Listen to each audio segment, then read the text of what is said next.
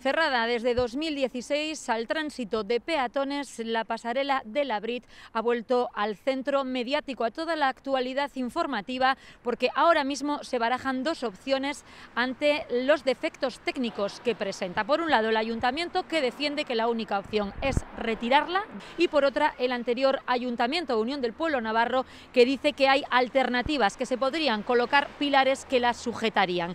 ¿Qué opinan los ciudadanos? Hoy hemos salido a la calle. Y viene muy bien, o me venía muy bien.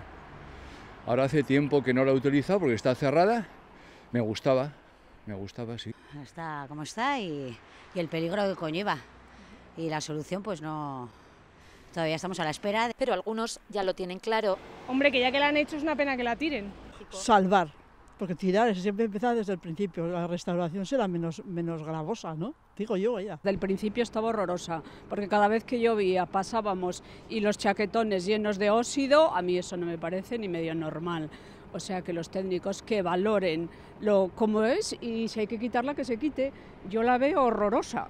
Lo de los tirantes lo veo muy difícil. Yo optaría por tirarla, por destruirla, por hacer otra cosa. O sea, ¿a ti no te daría confianza aunque la reparen y le pongan? Bajo ningún concepto, no. Y otros van un poco más allá. Que la quiten y que quiten los coches debajo y que pasemos todos tranquilos. Otros lo que piden es que se busque una solución cuanto antes. Pero yo a mi esa redecilla no me... Fíjate cómo cuelga ese hierro, está todo colgando, pues que hagan lo antes posible.